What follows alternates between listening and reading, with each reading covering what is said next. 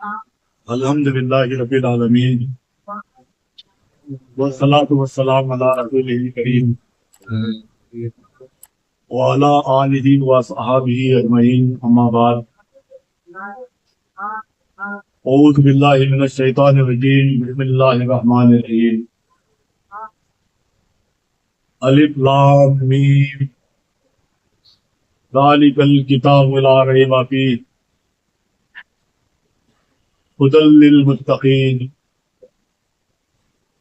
صدق اللہ العظیم۔ محترم بزرگوں، عزیز نوجوانوں، پیارے بچوں، السلام علیکم ورحمۃ اللہ وبرکاتہ۔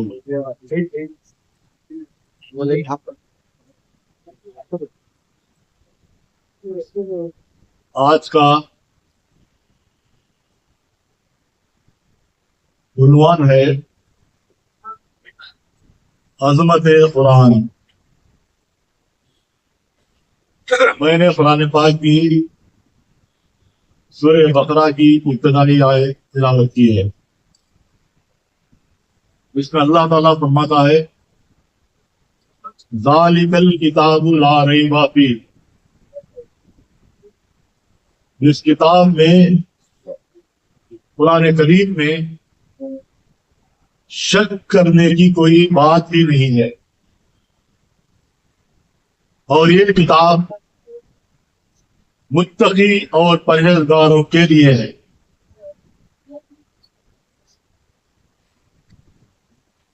میں آپ سے سوال کرتا ہوں کہ آپ بھی دنیا کی بہت ساری کتابیں پڑھے ہوں گے، بہت سارے مصنفوں کی کتابیں پڑھے ہیں،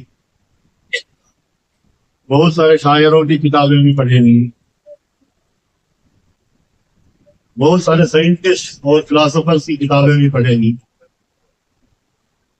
مگر آج تک کسی نے یہ دعویٰ نہیں کیا ہے کہ میں جو کچھ اس کتاب میں لکھ رہا ہوں 100% صحیح ہے۔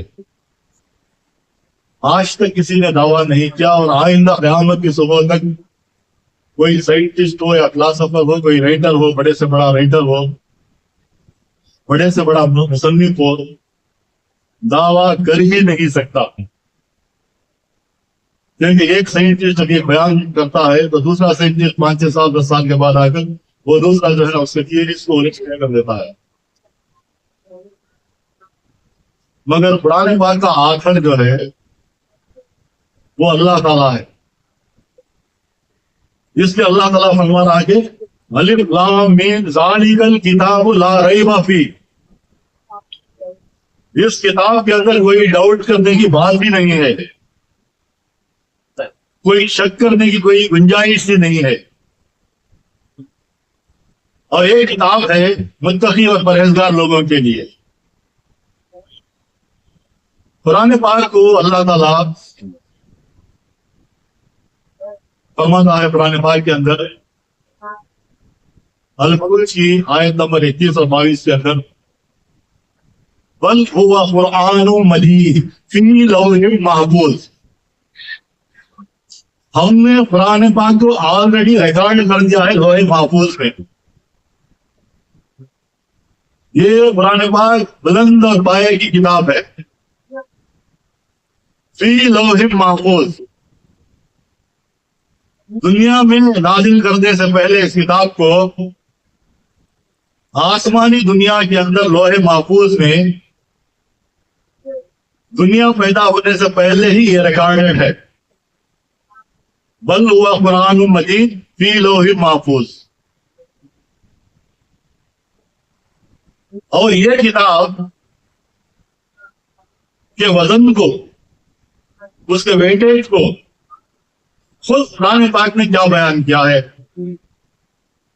سورہ الحشر آیت نمبر 21 کے اندر اللہ تعالیٰ فرماتا ہے لو انزلنا هذا القرآن على جبل لرأيته خاشعا متصدعا من خشية الله وتلك الأمثال نضربها للناس لعلهم يتفكرون۔ اگر ہم اس قرآن پاک کو اگر پہاڑ پر نازل کر دیتے تو پہاڑ دب جاتا اور پھٹ پڑتا، یہ مثالیں ہم انسانوں کے لیے اس لیے بیان کرتے ہیں کہ تم تفکر کرو اور غور و فکر کرو، مگر کون ہے اس میں غور و فکر کرنے والا، تدبر کرنے والا؟ پہاڑوں پر اگر نازل کرتا تو پہاڑ دب جاتا اور پلٹ پڑتا۔ سورہ احزاب کی آیت نمبر 72 کے اندر اللہ تعالیٰ فرماتا ہے ہم نے اس امانت کو جب آسمانوں اور زمینوں اور پہاڑوں کے سامنے پیش کیا تو اس وزن کو اٹھا نہیں سکے، مگر انسان نے اس کے وزن کو اٹھا لیا۔ قرآن پاک کے ویلے کے تعلق سے میں بتا رہا ہوں۔ سورہ اعراف کی آیت نمبر 143 کے اندر اللہ تعالیٰ فرماتا ہے موسیٰ علیہ السلام نے خواہش کی کہ یا بارے تعالیٰ میں تیری ایک تجلی دیکھنا چاہتا ہوں، میں تیرا دیدار کرنا چاہتا ہوں۔ تو اللہ تعالیٰ فرماتا ہے اے موسیٰ تم میری تجلی کو تم نہیں دیکھ سکتے، تم میری تجلی دے کر تاج نہیں لا سکتے، ایسے تمنا مت کرو۔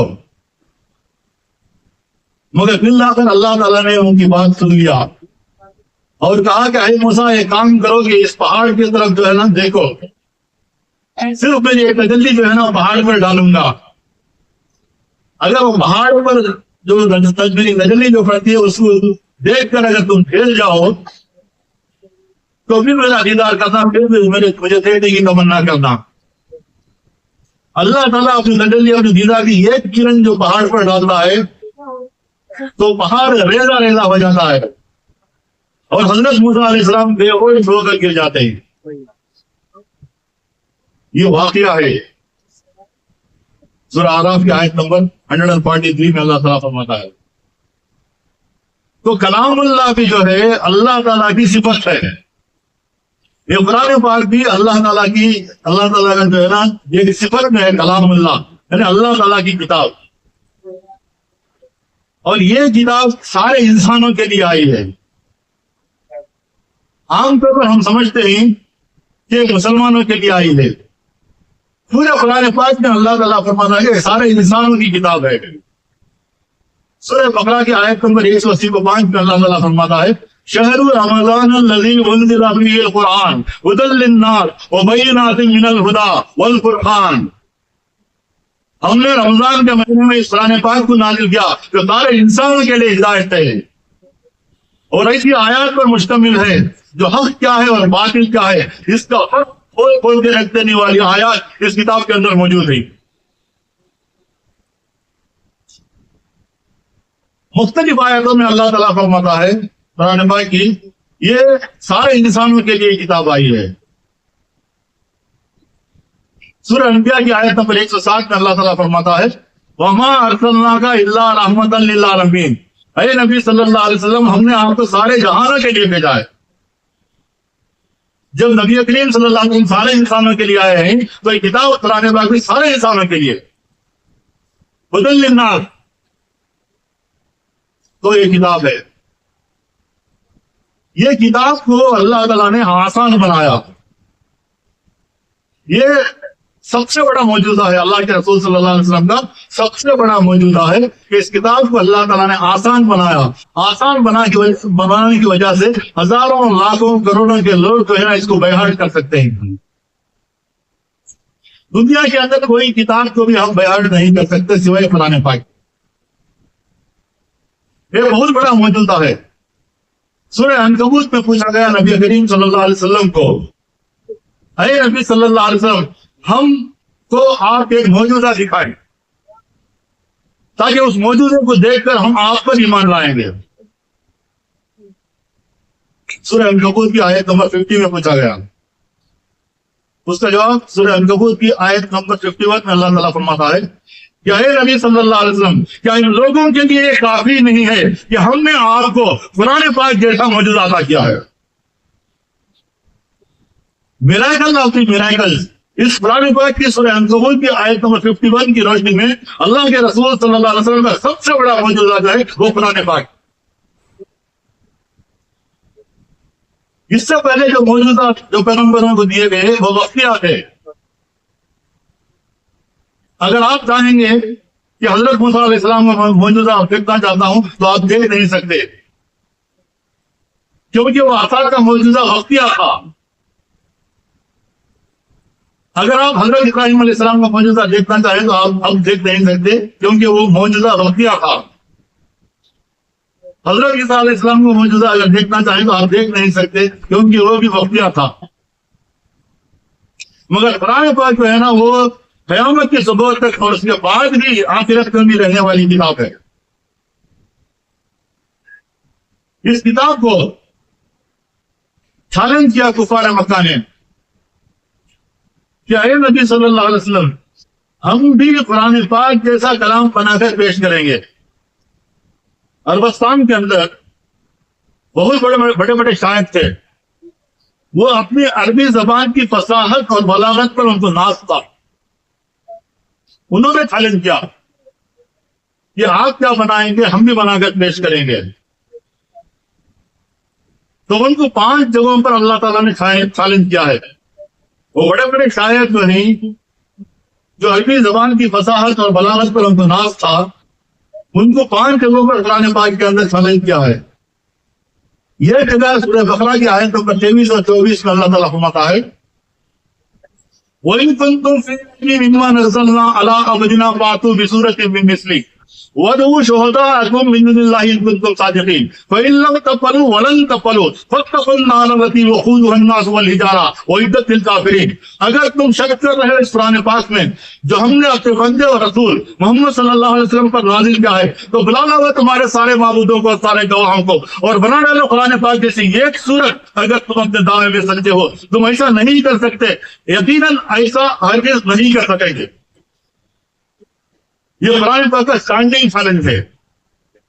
یہ اسٹینڈنگ چیلنج صرف عربستان کے لوگوں کے لیے نہیں ہے بلکہ رہتی دنیا کے سب کے لیے چیلنج ہے کہ ایک سورت کو دور کی بات ایک تو آیت قرآن کے جیسی معنی مطلب کے ساتھ اتنے ڈیپتھ میننگ جو ہے اتنے ڈیپتھ کے ساتھ پیش کرو. یہ آج تک اسٹینڈنگ چیلنج ہے اور قیامت کی صبح تک بھی اسٹینڈنگ چیلنج رہے گا.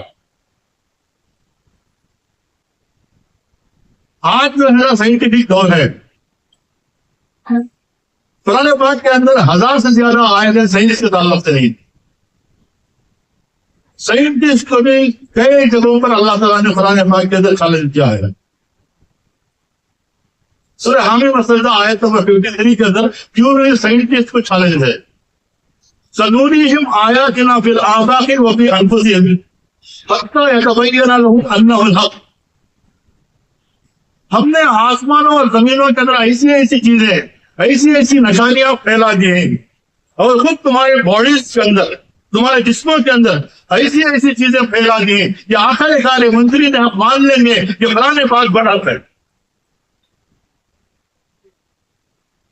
یہ منکرین ہے ریسرچ کریں گے تحقیقات کریں گے آسمانوں کے اندر زمین کے اندر زمین کے اوپر جو چیزیں پھیلائی نہیں ان کے اندر ریسرچ کریں گے اور خود تمہارے باڈیز کے اندر تمہارے جسموں کے اندر ریسرچ کریں گے تحقیقات کریں گے. اور ایک دن ایسا آنے والا ہے کہ سارے کے سارے منکرین مان لیں گے کہ کلام اللہ قرآن پاک بھرا ہے. کئی سائنسدانوں نے قرآن پاک پر ریسرچ کر کے اسلام قبول کیا ہے. یہاں وہ موقع نہیں ہے. میرا فیوریٹ عنوان ہے قرآن اینڈ سائنس اس میں میں کور کرتا ہوں. یہاں پہ موقع نہیں ہے. تو یہ چیلنج ہے. آج کے سائنسدان جو ہے نا تنقید کرتے کرتے اسلام قبول کر رہے ہیں مگر سب سے بڑی ٹریجڈی یہ ہے کہ ہم نے قرآن پاک کے بارے میں غور و فکر نہیں کیا ہے. قرآن پاک کے ویٹیج کو ہم سمجھتے نہیں. قرآن پاک کے وزن کو ہم جانتے نہیں. سورہ محمد کی آیت نمبر 24 میں اللہ تعالیٰ فرماتا ہے افلا یتدبرون القرآن ام علی قلوب اقفالها. کیا تم قرآن میں غور نہیں کرتے یا تمہارے دلوں پر لاکس پڑے ہوئے ہیں. اقفالها قفل کی جمع قلب کے معنی دل. افلا یتدبرون القرآن ام علی قلوب قلب کی جمع قلوب قلوب اقفالها تمہارے دلوں کے اوپر قفل پڑے ہوئے ہیں. جو لوگ قرآن پاک کے اندر غور و فکر نہیں کر رہے ہیں ان کے دلوں پر اللہ تعالیٰ لاٹس ڈالا ہے. یہ میں نہیں کہہ رہا ہوں سورہ محمد آیت نمبر 24 حوالہ دے رہا. سورہ جمعہ آیت نمبر 5 میں اللہ تعالیٰ فرماتا ہے ہم نے کتاب دی تھی توریت بنی اسرائیل کو مگر انہوں نے تدبر نہیں کیا، غور و فکر نہیں کیا، تو ان کی مثال گدھوں کی مثال ہے جن گدھوں پر کتابیں ڈالی گئی ہوں۔ گدھے کا لفظ استعمال کیا قرآن پاک میں۔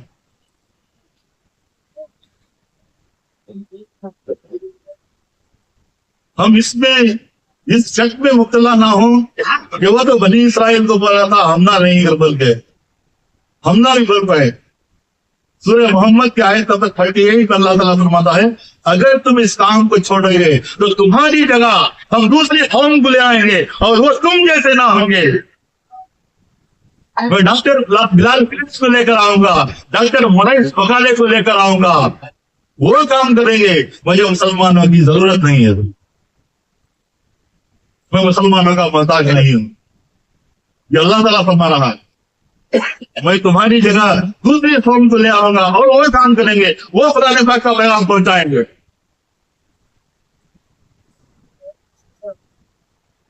آج ہم مسلمانوں کے اوپر بھی جو ہے نا قرآن کا دروازہ بند کرنا چاہتے ہیں، جبکہ قرآن پاک نے یہ کی آیت کو 4 بار ریپیٹ کیا۔ یہ کی صورت میں ایک آیت ریپیٹ ہوئی تھے 4 مرتبہ۔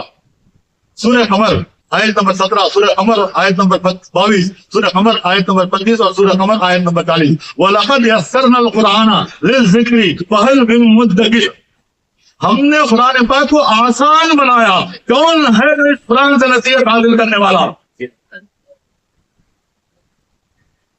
آسان بنایا۔ یہ بات بولے تو معلوم نہیں ہوتا کہ 4 مرتبہ اللہ تعالیٰ فرماتا ہے وَلَقَدْ يَسَّرْنَا الْقُرْآنَ لِلذِّكْرِ فَهَلْ مِن مُدَّكِرٍ، ہم نے قرآن پاک کو ایزی بنایا، آسان بنایا۔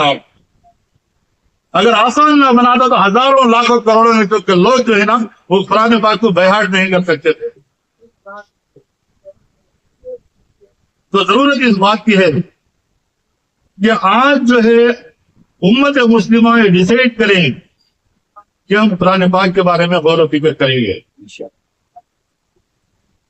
علامہ اقبال رحمت اللہ علیہ جب قرآن پاک پڑھتے تو تیجز کھینچ جاتے، رات کو اٹھ کر قرآن پاک پڑھتے تھے۔ میں بھی اپنے آپ میں جھانک کر دیکھوں گا، آپ سب اپنے آپ میں جھانک کر دیکھیں اور اپنا جائزہ لے کر اس خطبے سے اٹھیں کہ کبھی ہم نے راتوں میں جاگ کر قرآن پاک کو پڑھا ہے؟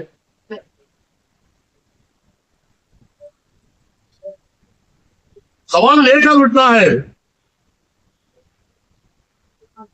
خود قرآن پاک میں اللہ تعالیٰ فرماتا ہے جب اہل مومنین کے سامنے قرآن پڑھ کے سنایا جاتا ہے تو ان کے دل دہل جاتے ہیں، جسم پر روتے کھڑے ہوتے ہیں اور آنکھوں میں آنسو جاری ہو جاتے ہیں۔ کیا تین کیفیتیں میرے اندر پیدا ہوئی ہیں؟ اگر پیدا ہوئی ہیں تو الحمدللہ، اگر پیدا نہیں ہوئی تو کیوں پیدا نہیں ہوئی؟ یہ تین کیفیتیں قرآن بیان کرتا ہے کہ اہل مومنین کے سامنے جب اللہ تعالیٰ کا کلام قرآن پاک سنایا جاتا ہے تو ان کے دل دہل جاتے ہیں، جسم پر رونگٹے کھڑے ہوتے ہیں اور آنکھوں میں آنسو جاری ہو جاتے ہیں۔ علامہ اقبال کی آنکھوں میں آنسو تو آئے، مگر کبھی ہم نے قرآن پاک کی تلاوت کرتے وقت کیا یہ خطرہ، یہ خون جو ہے کیا قرآن پاک کے اوپر ٹپکا ہے؟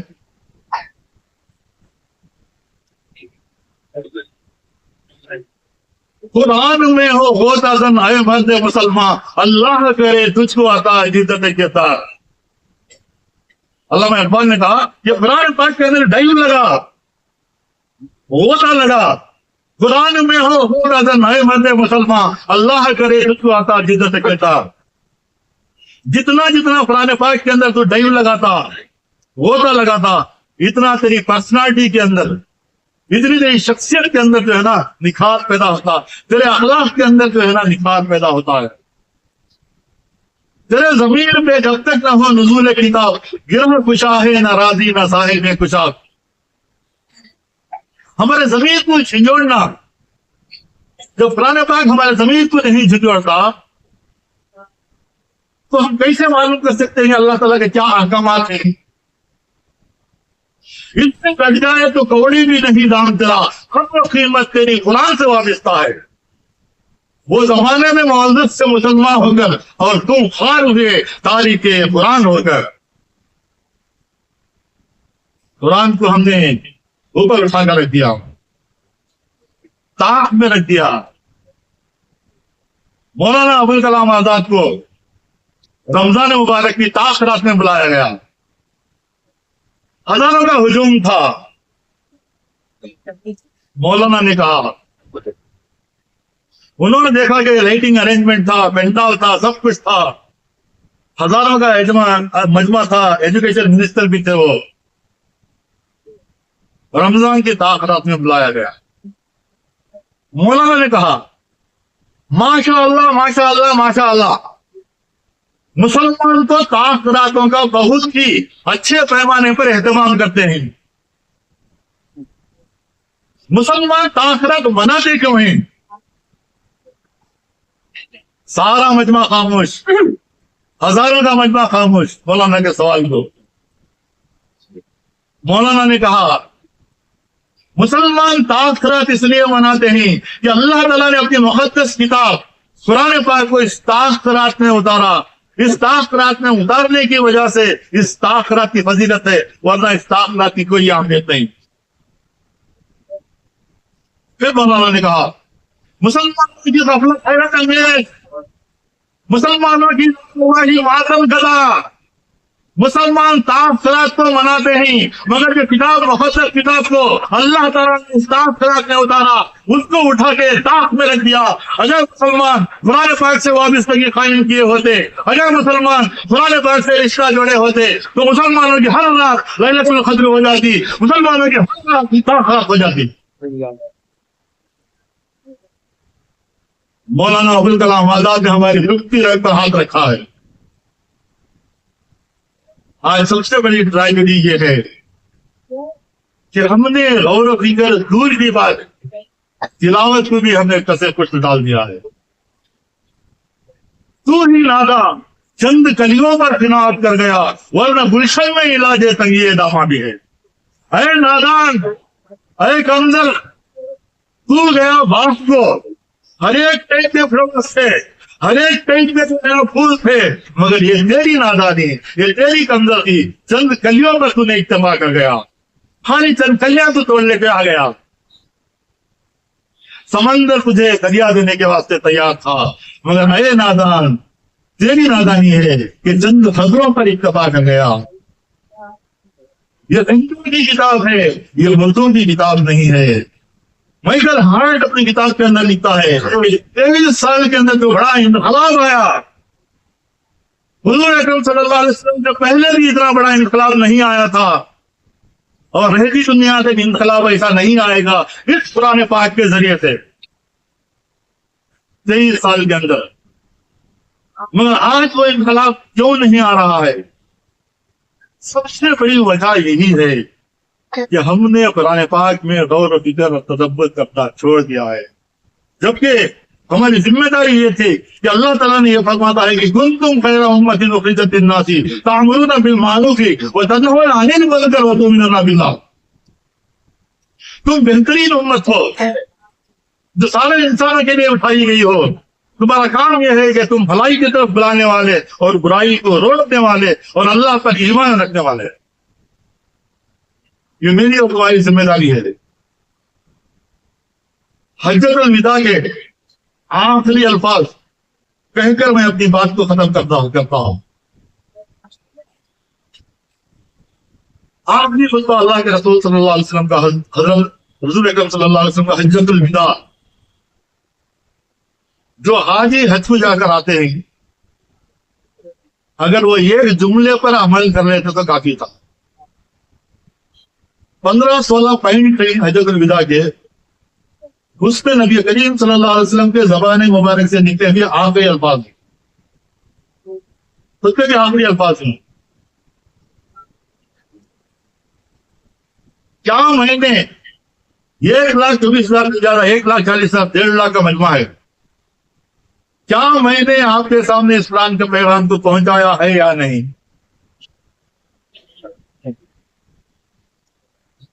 سارا مجمع بآواز بلند، یا رسول اللہ صلی اللہ علیہ وسلم، آپ نے حق کو ہم تک پہنچا دیا ہے، جو قرآن پاک آپ میں نازل ہوا پورا پورا ہم تک پہنچا دیا ہے۔ پورے صحابہ گواہی دیتے ہیں۔ تو اللہ کے رسول صلی اللہ علیہ وسلم اپنے کلمے کی انگلی آسمان پر اٹھاتے ہیں اور کہتے ہیں کہ یا اللہ تو گواہ رہنا، یا اللہ تو گواہ رہنا، یا اللہ تو گواہ رہنا، یا اللہ تو گواہ رہنا کہ میں نے پیغام پہنچا دیا ہے۔ اور پھر اللہ کے رسول صلی اللہ علیہ وسلم فرماتے ہیں جو لوگ یہاں موجود ہیں تمہارے سب کی ذمہ داری یہ ہے کہ جو لوگ یہاں موجود نہیں ہیں ان تک یہ پیغام پہنچانا ہے۔ آپ اس شک میں نہ رہیں کہ وہ تو صحابہ کو بولے تھے، ہم نہ نہیں۔ یہ ایک مسلمان کی ذمہ داری ہے، جتنا وہ جانتا ہے قرآن پاک دوسروں تک پہنچانا ہے۔ اگر صحیح معنی میں قرآن پاک کے پیغام کو پہنچاتے تو یہ نوبت ہماری نہ ہوتی کہ کیا کہتے۔ جو لوگ یہاں موجود ہیں تم سب کی ذمہ داری ہے کہ جو لوگ یہاں موجود نہیں ہیں ان تک میرا پیغام پہنچانا۔ پھر اللہ کے رسول صلی اللہ علیہ وسلم فرماتے ہیں میں تمہارے درمیان دو چیزیں چھوڑے جا رہا ہوں، ایک قرآن پاک اور دوسرا میرا طریقہ، میری سنت۔ جب تک اس میں چلتے رہو گے، اس پر عمل کرتے رہو گے، ایک ہے قرآن پاک اور دوسری میری سنت، جب تک عمل کرتے رہو گے کبھی تم گمراہ نہیں ہوں گے۔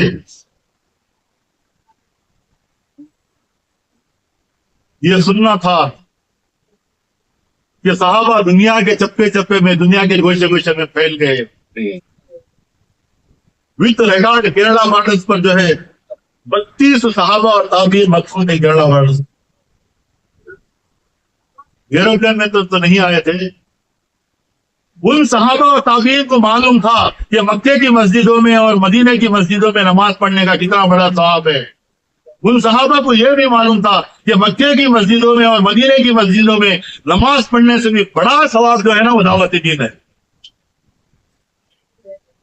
اگر صحابہ دنیا کے چپے چپے میں، دنیا کے گوشے گوشے میں اگر نہ پھیلتے تو اسلام نہ پھیلتا۔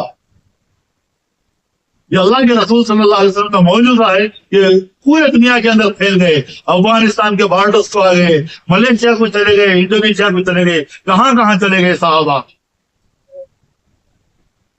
انہوں نے اسلام کا پیغام پہنچایا ہے۔ ہندوستان کے اندر کے اولیاء کرام یہاں پر آئے اور اولیاء کرام کے ذریعے سے اسلام یہاں پر ہندوستان کے اندر پھیلا ہے، تاریخ گواہ ہے۔ تو اس خطبے میں ضرورت اس بات کی ہے کہ یہ عہد کر کے یہاں سے اٹھے کہ آج سے ہم یہ سورت ہی صحیح، یہ آیت ہی صحیح معنی مطلب کے ساتھ ہم پڑھیں گے۔ کیا آپ سب وعدہ کر سکتے ہیں؟ ہاتھ اٹھا کر وعدہ کریں۔ الحمدللہ میں اللہ تعالیٰ سے دعا کرتا ہوں کہ کہنے سننے سے زیادہ عمل کرنے کی توفیق عطا فرمائے۔ وآخر دعوانا ان الحمدللہ رب العالمین۔